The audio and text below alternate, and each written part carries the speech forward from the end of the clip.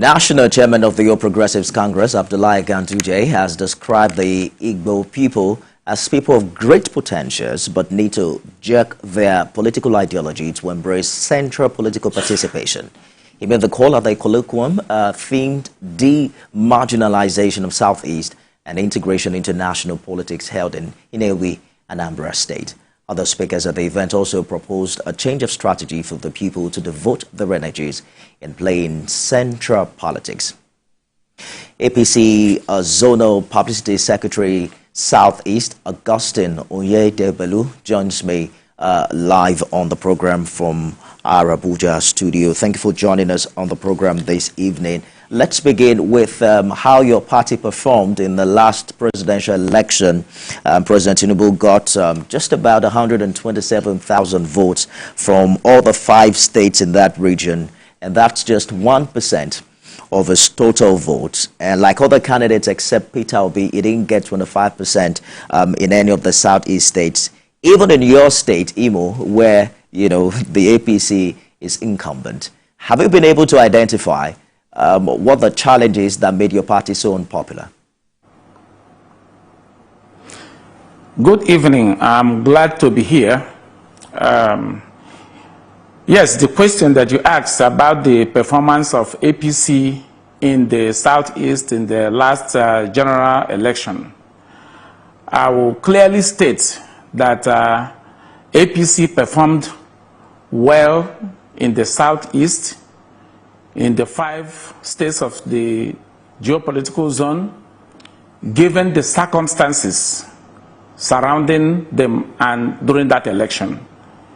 Yes, we could do better, but do not forget that there was a candidate from the Southeast that was running for presidency, and it played a lot of role in dampening the effort that was made by APC officials and the governors, especially the Governor General of Southeast, His Excellency Senator Hope Uzodimma, who made every effort, crisscrossed the zone, visited all the states, turned up every area to see that Mr. President gets the right vote that he deserved.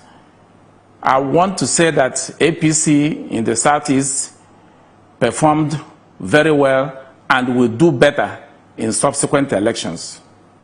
Well, very well is relative. I just told you that the president got 127,000 votes. In Enugu, you had just about 4,000 votes. In Anambra, it's about just a little above 5,000, 8,000 in Abia, and 42,000 in Ebonyi.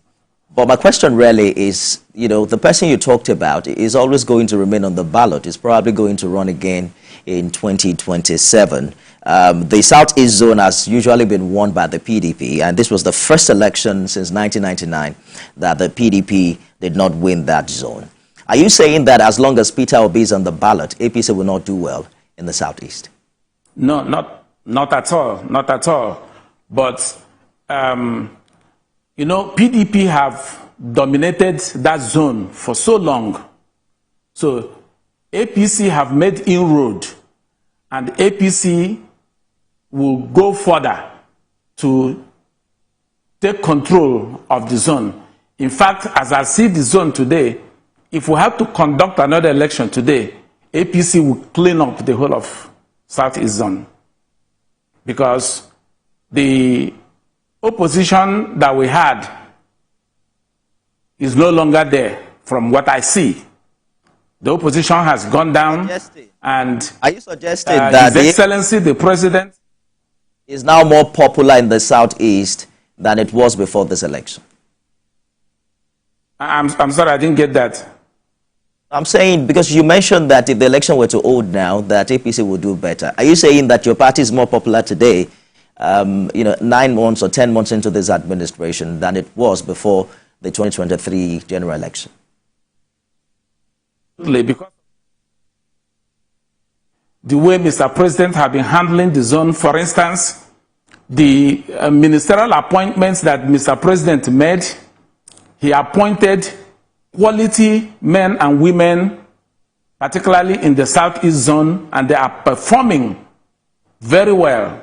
And by this performance and the efforts that are being put in place by the APC governors, like His Excellency Governor Hope Uzodimma and Governor Nwifuru, from the performance that they are putting forward, yes, APC is gaining a lot of acceptance in the Southeast, that if we conduct a fresh election today, APC will clean up the 5 states of Southeast for presidential. How well do you think this administration is actually faring in that regard? Because the PDP recently accused the Tinubu administration of paying lip service to fixing what is considered the gross marginalization of the Southeast. Would you say that the region is getting, more government presence, more appointment? How well would you say this administration has fared in the past 9 or 10 months thereabout? Well, PDP is saying what anybody that is in the opposition that is down will say. You want to attack the present administration from any angle, even from falsehood. We all know the situation in the country that Mr. President made when he came to power. And Mr. President have worked tirelessly, day and night, trying to lift the country out of the dungeon that he found the country. And he's not showing any form of discrimination. What he's doing for A is what he's doing for B. What he's doing for the Southwest is what he's doing for the Southeast. So Mr. President is performing very well. Anyone that is condemning Mr. President is just doing that to see if he can create an inroad for his party. Let's talk about how well your party is consolidating on the work it did last year, particularly in Enugu, where we hear that one of the strongest female voices that supported the president before the election has now been suspended. Ginika Tor, who is a commissioner, a federal commissioner with the Federal Character Commission, we understand has been suspended, and that suspension has been ratified by the zonal party. How do you grow the party, if you can resolve differences amongst its stakeholders? Well, it is wrong to say that we cannot resolve differences. We have a formidable zonal working committee led by Dr. Ijeoma Arojobu that is doing everything to reconcile every warring factions, which happens in politics, no matter the political party. People are going to disagree, and when they disagree, we come together and unite. In fact, Dr. Arojobu has toured all the states several times, held several meetings, bringing people together, discussing issues, resolving issues.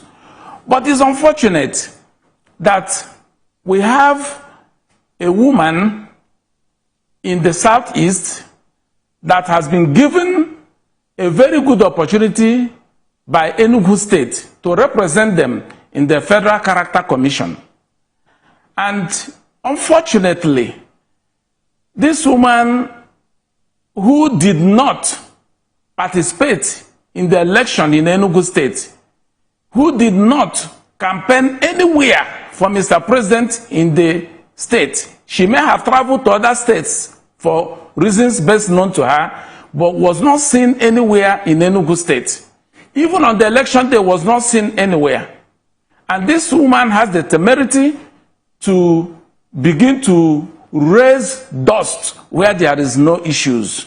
She has the temerity to challenge the appointment of Mr. President in the Southeast.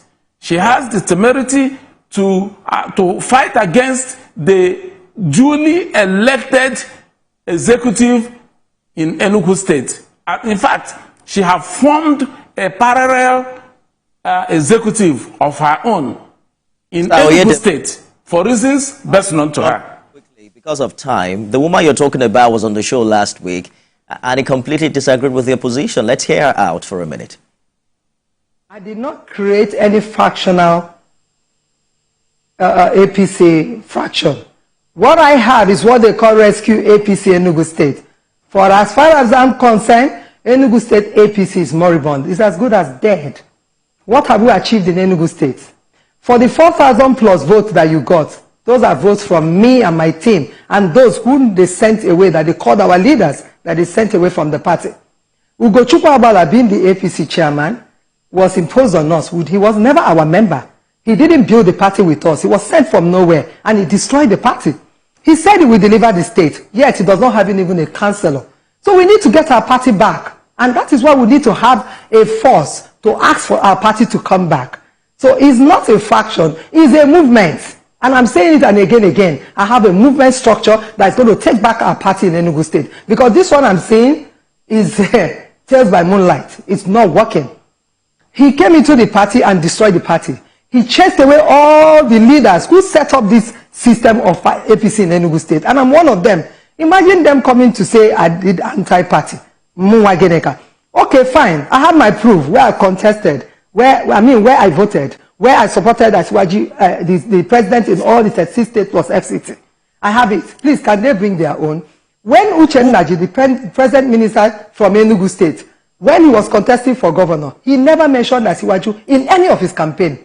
None of his posters has Asiwaju, but me, when people were afraid to step out in the southeast, I was the one woman who came out. Record has it. Do I need to start explaining myself further? So it's all malicious, ill-intended, and to me, it's null and void. So you hear her say she has proof that she actually worked for Asiwaju. She also sent some videos to prove that, even in Enugu. But she also added that there was no time during that probe that she was invited. Doesn't the APC have its internal democratic mechanism of, hearing from the accused before sanctioning a suspension? APC is a democratic party. APC does everything by the Constitution. We have a Constitution and we don't do anything outside this Constitution. Mrs. Guinea-Kator was invited. Mrs. Guinea-Kator was given every opportunity to come and explain her position. But in her usual arrogant, pompous way, full of pride, she refused to appear. And when you don't appear, they will take decision. Decision was taken following the Constitution. The fact that if we keep calling people names like this, how it doesn't look good for the party. The question I asked you earlier really is, what is your party doing to form a formidable front? You saw how poorly it performed in the Southeast. Do you think this is good for APC in the Southeast? What are party stakeholders doing to mend the fence? Because, you come on TV and call people's names. Does it really work well? Will it do good for the party? That's the question I'm asking. And what are you doing to... Let me explain this. The stakeholders in Southeast are working hard, working together to resolve the problem.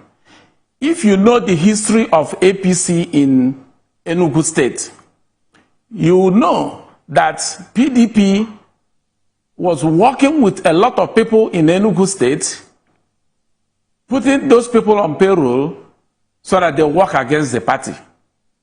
If you also know, if you will remember, before the election, there were some people, some leaders in the Enugu State who went on air to say that APC cannot win election in Enugu State. These are the things we are working on, to identify such people and to see that they are either brought into line or they will give us the space for us to go ahead and do what we need to do. Now, going back to Mrs. Guinea-Kator, I'm not here to call names to anybody. I am here to set the record straight. Now, we are talking about a woman that was nominated to Federal Character Commission as a federal commissioner. And to date, she have not brought a single employment to Enugu State. Mr. This is a Oyedebelu. woman that our Federal Character Commission was fighting her chairman of the commission. We have run out of time, and I believe that you said that earlier, so it is fair that we end it now, right? That's our time really on the show. Perhaps we'll find some other time to discuss this later. APC Zonal Publicity Secretary Southeast, Augustine Oyedebelu, live for us in our Abuja studio. Thank you so much for talking to us.